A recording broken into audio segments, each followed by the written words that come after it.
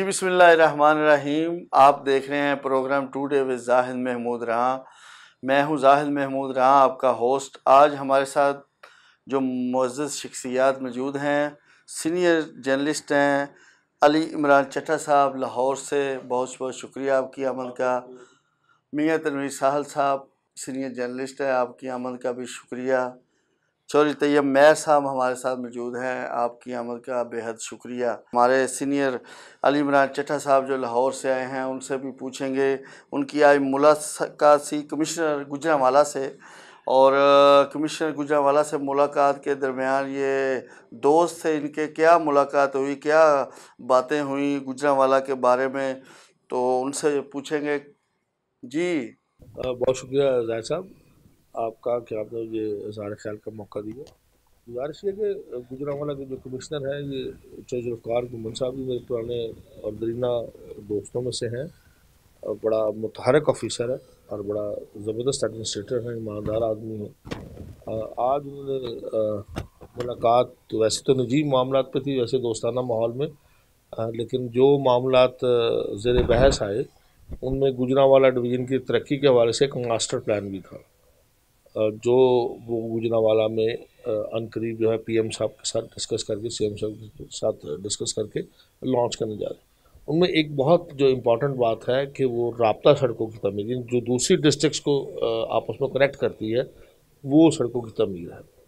और उस सिलसिले में उन्होंने बाकायदा तौर पर डिप्टी कमिश्नर्स को अहकामात जारी किए हैं कि उनकी हालत ज़ार जो है वो मिसाली होनी चाहिए। ख़राब सड़कें जो है अफोर्डेबल नहीं हैं, और मेरे ख्याल अगर मवासलाती निज़ाम किसी का बेहतरीन हो तो आने जाने में आसानी हो सकेगी। दूसरी बात उन्होंने जो बहुत अहम की कि ये एक सनती शहर है, यहाँ के जो सनतकार हैं उनके मसाइल, उनके लिए उन्होंने अपने दरवाजे को 24 घंटे खुला रखने का ऐलान किया कि जो भी शहरी गुजरांवाला डिवीज़न से है, किसी से भी शिकायत है, so he can come direct to him. वो फर्स्ट हैंड नॉलेज लेने में ज़्यादा दिलचस्पी रखते हैं रादर दैन के अपने पीएस के ज़रिए आए या निचले अमले के ज़रिए आए। और मेरे ख्याल ये एक बड़ी पॉजिटिव चेंज है। और तीसरी जो अहम बात है, गुजरांवाला डिवीज़न को रोशन करने के हवाले से आपके स्ट्रीट लाइट्स का निज़ाम जो है, उन्होंने उस पर एक बाकायदा रिपोर्ट मांगी है कि मुझे ये बताएं कि स्ट्रीट लाइट्स जो है गुजरांवाला सिटी की कितनी चल रही हैं और कितने परसेंट जो है रोशन है। इसको जो है ओवरहाल किया जाएगा। गुजरांवाला की सड़कें, गुजरांवाला से बाहर की सड़कें, जैसे मैं आपको बता चुका हूँ, वो भी एक है। और मुहर्रमुल हराम के हवाले से भी जो मैंने सुना, एक उनसे अल्फाज ये कि इसको मिसाली हम आहंगी के ज़रिए इसको मनाया जाएगा। जो है सैयदना इमाम हुसैन अलैहिस्सलाम की जो शहादत का दिन है, ये सब का है। इस दिन उम्मत मुसलमान पूरी जो है वो उनकी खामगुसारी करती है और नवासा रसूल को खराज अकीदत पेश करती है, खराज तहसीन पेश करती है। और उन्होंने ये कहा कि इस पर किसी किस्म का जो है वो फ़िरका वराना या कोई तासब पर मबनी कोई चीज़ जो है वो नहीं होने दी जाएगी। और मेरे ख्याल ये बहुत अहम जस्टिस है। जी बिल्कुल। जब हमने उनसे बात की कि प्रिंट मीडिया जो है वो अच्छा काम कर रही है कि नहीं, उन्होंने कहा कि जी प्रिंट मीडिया वाकई में हर अखबार पढ़ता हूँ और गुजरांवाला प्रिंट मीडिया जो है वो अच्छा काम कर रही मैं है। आपकी बात को इंडोर्स करता हूँ ना साहब, बल्कि उन्होंने ये कहा कि आपके हवाले से कि आप सब दोस्त जो प्रिंट मीडिया के हैं, छोटी से छोटी खबर भी जो मुझे आप भेजते हैं, मैं उस पर भी एक्शन देता हूँ। और बड़ा सराहा है उन्होंने गुजरांवाला के प्रिंट मीडिया को, और इसकी बाकायदा आपकी जो एसोसिएशन है उसकी बड़ी तारीफ़ की है। और उन्होंने इंडोर्स किया इस बात को कि आप लोग जो जर्नलिज़म कर रहे हैं वही हकीकी जर्नलिज़म है, यानी तासब से पाक और बिल्कुल साफ़ सुथरा एक जो है ना वो जो तज्जिया आप लोग देते हैं जी। और बल्कि उन्होंने आपको अपनी मुशावरत के लिए कहा कि आप लोग जो है मेरी आंखें हैं, आप लोग मेरे भाई हैं, मेरे बाजू हैं, मेरे दोस्त हैं। आप जो है वो जहाँ मेरी कारकर्दगी को सराहें, वहाँ मुझे आप जो है जहाँ गलत हो रहा है उसकी निशानदेही भी करें।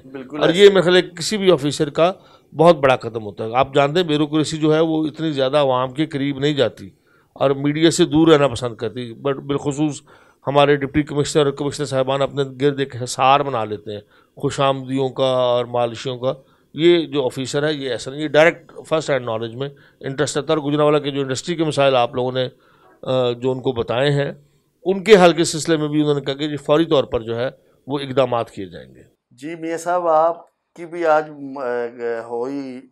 मुलाकात हुई कमिश्नर साहब से, तो उसमें उन्होंने बाकायदा मिलने का भी टाइम दिया है और प्रिंट मीडिया को उन्होंने कहा है कि अगले 3-4 दिनों में वो आएँ, और बड़ा ही सराहा उन्होंने आपके प्रोग्राम को। इस हवाले से आप क्या कहना चाहते हैं? जब से जुल्फ़कार घुमन साहब जो है कमिश्नर गुजरांवाला तैनात हुए हैं, तब से माशाल्लाह वो गुजरांवाला की तरक्की के लिए, गुजरांवाला के शहरियों की फलाह बहबूद के लिए जो है वो बहुत मुतहरक नज़र आए हैं साहबका जो कमिश्नर थे उनके हिसाब से। तो आज उनसे जो मुलाकात हुई थी, उन्होंने कहा कि जो सहाफ़ी हैं, ख़ास तौर पर जो प्रिंट मीडिया के लोग हैं, वो मुझे निशानदी करें मुख्तलिफ जो भी गलत हो रहा है या जो चीज़ें सही होनी चाहिए उस हवाले से। तो उन्होंने बाकायदा जो है प्रिंट मीडिया को 3-4 रोज़ में बाकायदा उधर इनवाइट करने का भी कहा है कि दावत दी जाएगी और आप इधर आएँ और सब मिल बैठ के जो है इसका एक निकालेंगे हल कि इसको किस तरह गुजरांवाला को जो है इसकी तरक्की में, लोगों की फलाह बहबूद में किस तरह से काम करना है। तो बहुत अच्छा इक़दाम है। और उन्होंने डीसीज़ जो हैं, जितने भी ज़िलों के डीसीज़ हैं, उनको भी अहकामात जारी कर रखे हैं, ख़ास तौर पर कब्ज़ा ग्रुपों के ख़िलाफ़।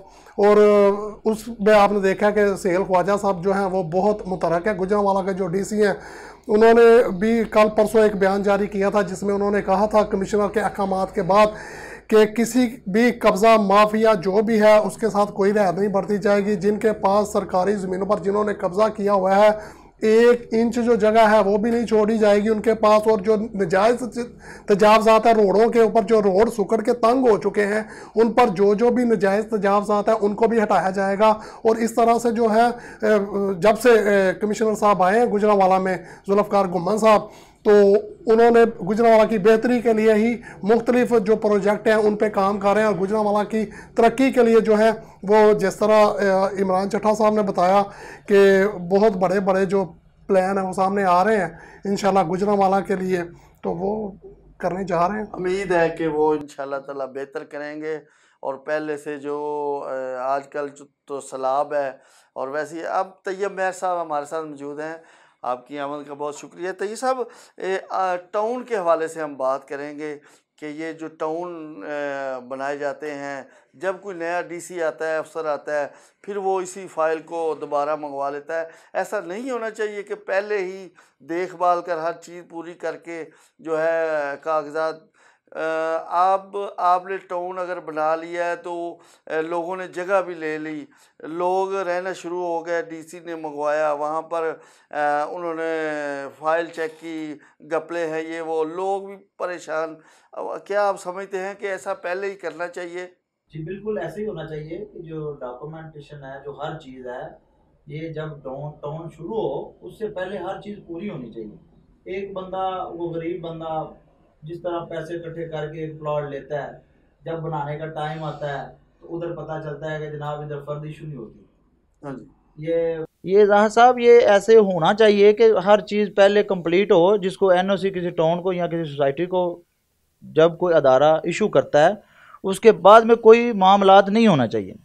देखे कोई भी शहरी अगर कोई प्लॉट लेता है, प्रॉपर्टी ख़रीदता है, बड़े मुश्किल हालात में अगर पैसे इकट्ठे करके एक चीज़ बंदा ख़रीदता है, जब बनाने का टाइम आता है उधर पता चलता है जनाब वो स्टे हो गया। ओवरसीज जो हैं वो खरीदते हैं प्लॉट, ओवरसीज बेशुमार है हमसे, जो ओवरसीज लोग बाहर बैठे हुए हैं जो प्रॉपर्टी खरीदते हैं। इन दिनों में भी बेशुमार वाक़या देखने में आए हैं जनाब। बेशुमार टाउन ऐसे बने हुए हैं जिनके फ़र्दे इशू नहीं हो रही, लोग ज़लीलो ख्वार हो रहे हैं, लोग परेशान हो रहे हैं। कि ऐसे पहले किसी को इजाज़त नहीं होनी चाहिए जितनी देर तक हर चीज़ क्लियर ना हो। अगर हर चीज़ क्लियर है, टाउन बन गया है, तो अगर उसके बाद के मामला आता है तो फिर अदारों को देखना चाहिए। ऐसे नहीं होना चाहिए। अगर कोई भी काम हो, जितनी देर तक एनओसी जारी हो गया उसके बाद का इशू फिर नहीं होना चाहिए।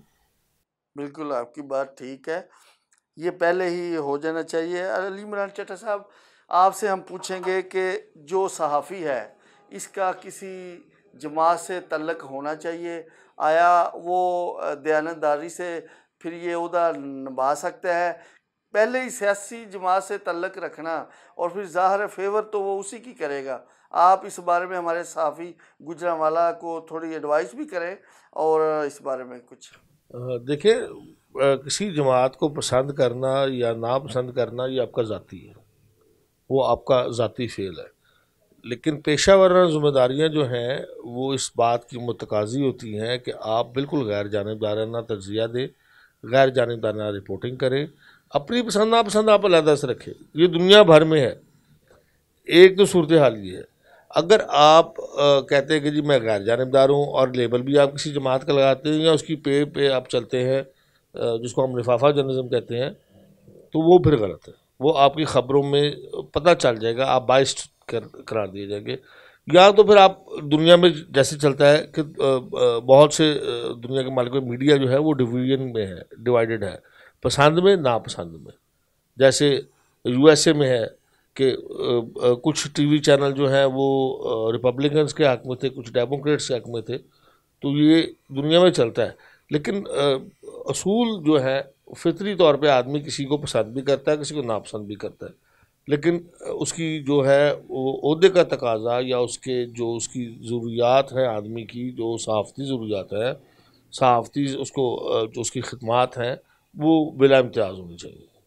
और मेरा ख्याल है गुजरांवाला के बाशऊर जो दोस्त हैं वो ये बात को अच्छी तरह से समझते हैं, इसीलिए तो आपकी जो है वो हर जगह पे पजीराई हुई है। कमिश्नर साहब ने कहा है, डिप्टी कमिश्नर मुलाकात में मौजूद थे, उन्होंने भी इसको सराहा है। और मेरा ख्याल है कि अगर आप इसी तरह से जर्नलिज्म को जो है वो जारी रखें तो बहुत बेहतर है, बनस्बत ये कि आपको क्रिटिसाइज़ किया जाए।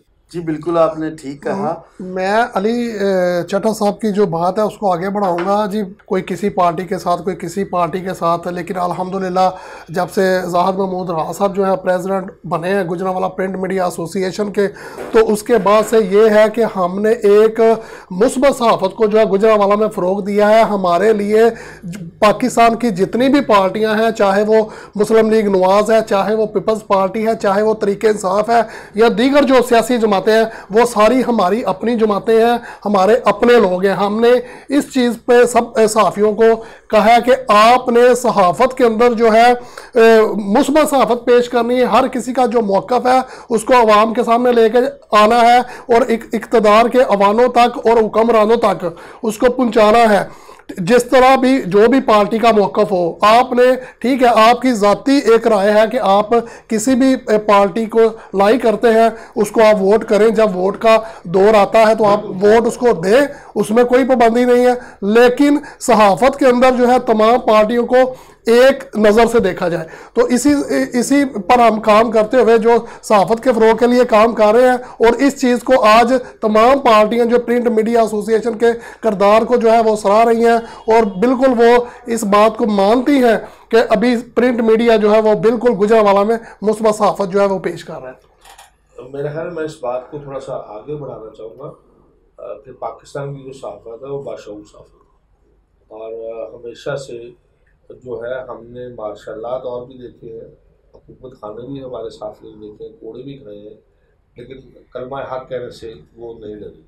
आज भी जिन हालात में सहाफ़ी जो है वो गुजारा कर रहे हैं, तनख्वाहों में कट है, बेरोज़गारी आम है, सरकारी इख्तियारात ना होने के बराबर है, और मालिकान की तरफ से जो हमारे पे जो मसाइब वो है वो अलग है। लेकिन उसके बावजूद भी जिस हिसाब से पाकिस्तान की जर्नलिज्म चल रही है, इतने सख्त तरीन पाबंदियों के बावजूद बाशऊर साफ। आप देखें कि हिंदुस्तान का मीडिया जो है वो दुनिया में बस अब अपनी कदर कीमत खो चुका है। तमाशा है वो। आप उसको कह लेंगे उनके जो एंकर्स हैं वो सुबह से शाम तक, और उनके जो कंटेंट राइटर्स हैं सिर्फ पाकिस्तान को बदनाम करने की कोशिश करते हैं और अपना जो है मूडी मीडिया को प्रेजेंट करते हैं। लेकिन पाकिस्तान की जो जर्नलिज्म है इसको दुनिया में इज्जत और वक़ार की निगाह से देखा जाता है। बावजूद जो नामुनासिब हालात है, मुसाइब का शिकार है हम, उसके बावजूद भी मैं समझता हूँ कि प्रिंट मीडिया, इलेक्ट्रॉनिक मीडिया अपनी मिसाल आप है। बिल्कुल ऐसी बात है। अली इमरान चट्टा साहब, आप हमारे साथ मौजूद हैं। आपकी हमें अहम सवाल ये है कि मुस्लिम लीग नून कश्मीर के बाद जो सियालकोट की भी सीट खो बैठी है, आया आपको लगता है कि अब जो पीटीआई की इसमें कोई वर्क है या मुस्लिम लीग नून की आपस की लड़ाई की वजह से ये सब हुआ है? इस बारे में हमें कुछ बताइएगा। देखिए, कश्मीर के या जो गिलगिती इलेक्शन है, गिलगित बल्तिस्तान के, ये शुरू से अगर आप देखें ना, हिस्ट्री अगर उठा के देखें, तो वो हमेशा हुकूमत के तरफ ही उनका झुकाव होता है, हुकूमत की तरफ ही रियासती इंतखाबात। हाँ, जो सेंट्रल पंजाब के इलेक्शन से या जो KPK में हुआ, अब स्कोर 1-1 से बराबर है। एक सीट PMLN ने KPK से उनकी MP स्नैच की, बदला यहाँ पे दे दिया।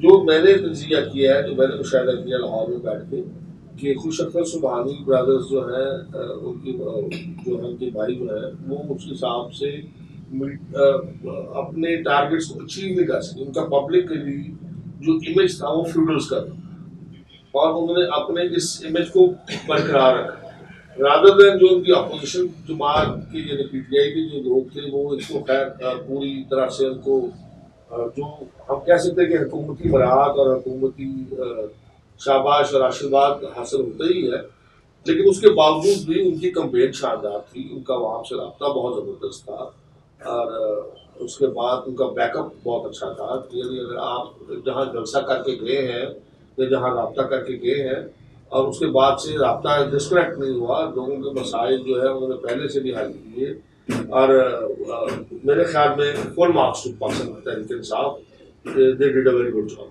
और इलेक्शन मेरे नज़दीक आप इसको कह सकते हैं कि अच्छा इलेक्शन के लिए मिसाली इलेक्शन, क्योंकि मुस्लिम लीग का यहाँ गढ़ जो गुजरांवाला है और सियालकोट है वो समझा जाता है, इस लिहाज से जो है वो मेरा ख्याल है कि एक ब्रेक थ्रू है। हाँ, एक ब्रेक थ्रू है। आप मलिक साहब के भी वोट जो है, जब उन्होंने रोशनी इफ्तिखार के मामले में मुकाबले में इलेक्शन लड़ा, उनके वोट भी जो थे वो इंक्रीज किए थे, डिक्लाइन की तरफ नहीं गए, इंक्रीज किए। सो आप कह सकते हैं gradually they are working on it. Usman Dar is very active, उसने बहुत काम किया। उन्होंने अपनी आप कहने की डोमिनेट करती है पार्टियां पब्लिक में, हुकूमत का आशीर्वाद होता है, हुकूमत साथ होती है, उसमें प्री पोल रिगिंग आप उसको कह सकते हैं, जब आप मराद दे देते हैं किसी को भी करते हैं, लेकिन बड़े सगीर पाक हिंद में ये चलता है।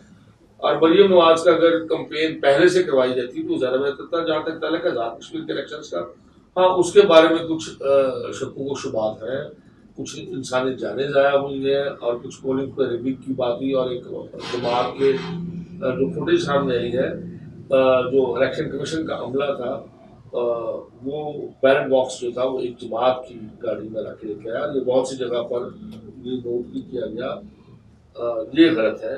और शुमाली इलाका के जो वजीर थे, जो हमारे मुल्क कश्मीर के वजीर हैं, और उनकी तरफ से जो मोहब्बतें और सरकारी सरमाया जो है वो निछावर किया गया, ये रवायत रही है, लेकिन इस रवायत को ख़त्म होना चाहिए। मेरे ख्याल में PTI को अब जो है ना वो थोड़ा सा अपशौर आ जाना चाहिए और अपने वादों की तकमील की तरफ जाना चाहिए, रादर दैन ये कि वो अपोजिशन को साइड पे करे।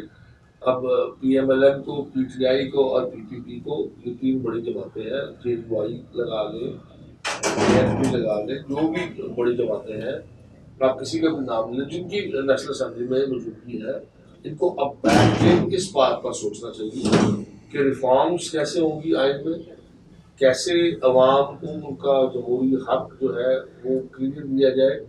इलेक्ट्रॉनिक वोटिंग का अगर सिस्टम चलाना है तो वो बाइस नहीं होना चाहिए, उसमें कोई खराबी नहीं होना चाहिए। और अवाम के जो मसाइल हैं, इस वक्त सबसे ज़्यादा मसला अवाम का रोटी रोटी है, महंगाई का है, बावजूद इसके पाकिस्तान दुनिया के सस्ते ममालिक में शामिल है, लेकिन ये और बेहतर हो सकता है। वो उस पर है हमारा जो है वो नेशनल जो है आमदन जो है कौमी वो कम है, तो सारा बहुत ज़्यादा है, कर्ज पे कर्ज दिया जा रहा है।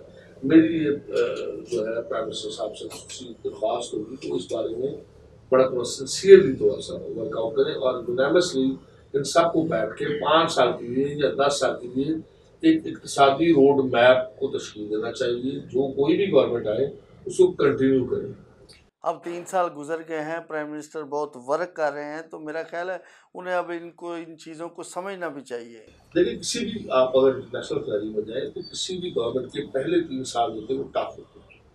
गवर्नमेंट्स हमेशा 3 साल में अपना रेवेन्यू बढ़ाती हैं, वो सौतेली माँ जैसा आप कह सकते हैं कि एक लाइट सौतेली माँ जैसा सलूक करती है। और इस हुकूमत की बदनसीबी ये भी रही कि इसके दौर में कोविड आ गया, कोविड की वजह से सड़कें बंद हो गई, इक़्तिसाद की जो हालत है वो आपके सामने आ गई, शरह नमू जो है वो शर्मनाक हद तक गिर गई। और इसमें प्राइम मिनिस्टर की जो जो टीम है वो भी गलत है, ये मानना पड़ेगा। असद उमर बाज़राओ दुनिया सारी कैप रखती है डॉलर को, मिडल ईस्ट के सब ममालिक कैप रखते हैं डॉलर की, तो आप परवान जो है या परवाज उस वक्त करेंगे जब आप कर्जों से निजात हासिल कर चुके हो, तो फिर आप एक बैलेंस स्टेट की तरफ से, यानी जो आप काउंटर जो आपका होता है, जब आप एक इंडिपेंडेंट स्टेट होते हैं financially, I mean financial independent state जो कर्जों से आजाद हो, जहाँ बहुत कम कर्जों में हो, वो डॉलर को अफोर्ड रखती है कि ठीक है जानते हैं हम अपनी तजारत के हवाले से कंट्रोल कर लेंगे, लेकिन आपकी दरामदात और बरामदात का जो खसारा है वो बहुत ज़्यादा है। लिहाजा आपको डॉलर को कैप रखना ही पड़ता था, जो गलत किया गया वो मेरे ख्याल में। और दूसरी बात ये कि कर्जा लेने में देर की गई, अगर ये IMF के पास पहले चले जाते खान साहब तो सूरत हाल बेहतरीन तरफ जा सकती है। फिर बदनसीबी कोविड आ गया, लेकिन ओवरऑल जो है हमारे फाइनेंस मिनिस्टर्स भी चेंज होते रहे, तो जाहिर है एक मिनिस्टर चेंज होगा वो दूसरी पॉलिसी को करेगा, इसलिए वो पॉलिसी टो करने का जो सिस्टम है वो नहीं चला। हम लोग जो फैक्चुअल रहे थोड़ा सा, तो बदल देते हैं, देख लेते हैं, कर लेते हैं, दोस्त ममालिक के पास जाके पैसे रखवाते रहे, उसको उनको मुआवजा प्रॉफिट की सूरत में, इंटरेस्ट की सूरत में बहुत दे दिया। लेकिन मेरे ख्याल में अब वक्त ये है, मैं 12 मरतबा कह रहा हूँ कि इक़्तिसादी माहिरीन सारे बैठे हैं और ये जो नैब हम खेल रहे हैं, अगर तो किसी का केस जेन्युइन है तो वो उसको प्लीड करे, कौमी सासाजात किसी ने उनको नुकसान पहुँचाया है रिकवर करे। लेकिन अब वक्त ये है कि 5 साल या 10 साल के लिए, अगले 10 साल के लिए आप दुनिया की इक़्तिसादी सूरत हाल को मद्देनजर रखते हुए एक रोड मैप मुतफ़िका तश्कील दें, ताकि अगर मुल्क की कोई भी पार्टी टॉपर कर देती गवर्नमेंट दूसरी आ जाती तो वो उस रोड मैप को टो करे, ताकि मुल्क में जो ये बार बार पॉलिसी चेंज, ये आ गया वो चला गया, ये खत्म हो जाए। बिल्कुल। अब तैयब भाई आपसे पूछते हैं कि GDA के चेयरमैन अली अशरफ मुगल साहब की जो है वो टर्म पूरी होने को है, आप उनकी कारकर्दगी से मुतमिन हैं? जी अल्हम्दुलिल्लाह, माशाल्लाह नौजवान जनाब अली अशरफ मुगल साहब माशाल्लाह दिन रात मेहनत कर रहे हैं, काम कर रहे हैं। हमारा भी एक इशू चल रहा था, बड़ा दरीना मसला था जलील टाउन का, हमने जनाब उनको दावत दी और हमारे पास जलील टाउन में माशाल्लाह डेरे पे तशरीफ लाए और जनाब उन्होंने अर्ली माशाल्लाह और GDA की माशाल्लाह पूरी वासा की टीम को भेजा और दरीना जलील टाउन का सीवरेज का मसला था और माशाल्लाह हल करवाया। और भी 1-2 मसले उनसे माशाल्लाह हमने डिस्कस किए थे, जिसके ऊपर उन्होंने माशाल्लाह फ़ौरन अमल करवाया।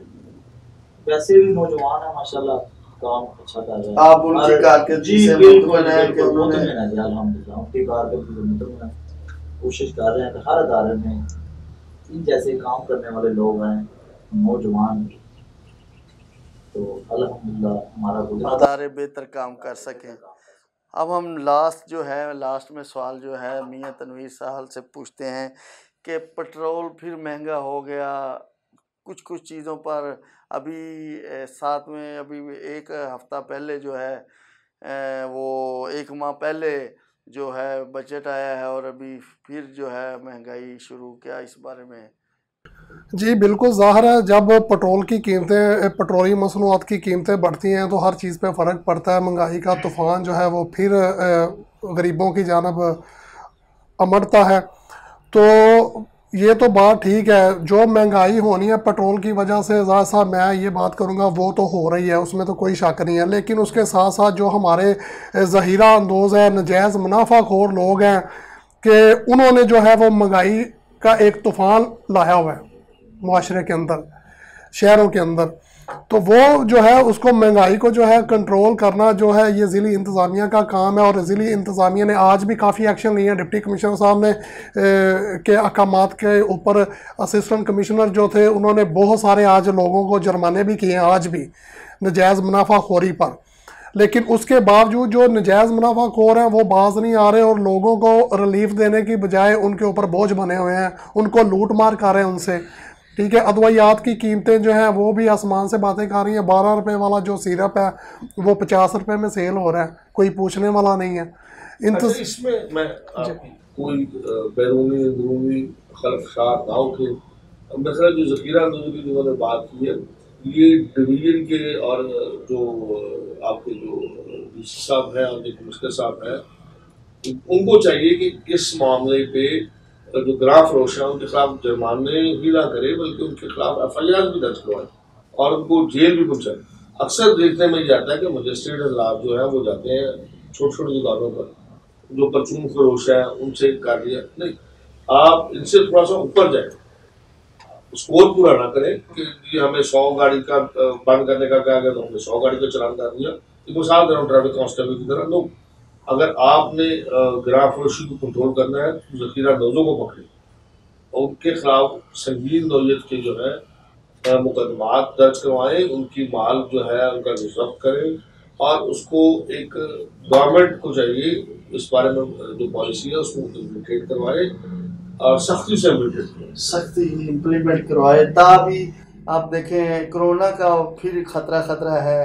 लोग बस मास्क नहीं इमरान भाई पहन रहे कि मास्क पहन लें, इतनी तकल्लुफ़ नहीं कर रहे कि अपनी ज़िंदगी के लिए मास्क। प्राइम मिनिस्टर ने खिताब भी किया, आप इस बारे में हमें बताइएगा।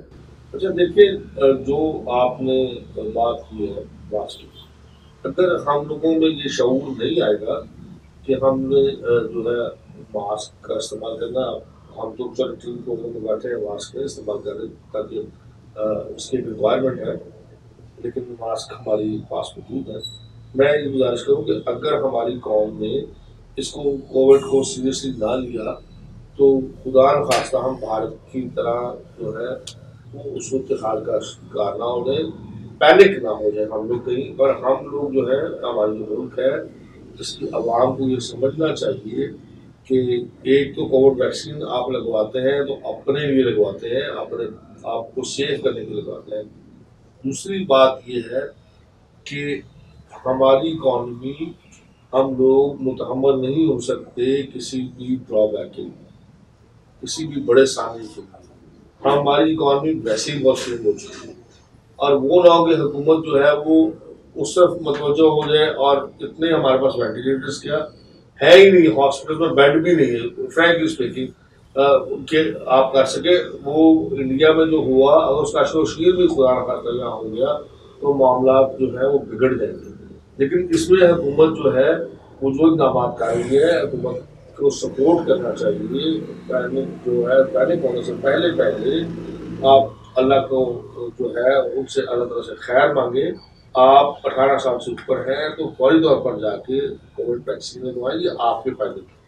और मेरा ख्याल है और कुछ इसमें आप ना तो इसके बाद ट्रैवल कर सकते हैं इसके बगैर, आपके पास उसका पासपोर्ट होना चाहिए छोटा जो उसमें ये है, और इंटरनेशनली आप अपने आप को सिक्योर फील करेंगे। मतलब गवर्नमेंट आइंदा दिनों में शायद सिम ब्लॉकेज की तरफ भी जाए। अभी तो एक कानून आ चुका है कि आप जो है सरकारी इदारों में तब तक नहीं दाखिल हो सकते जब तक आपके पास कोरोना वैक्सीन का सर्टिफिकेट ना हो।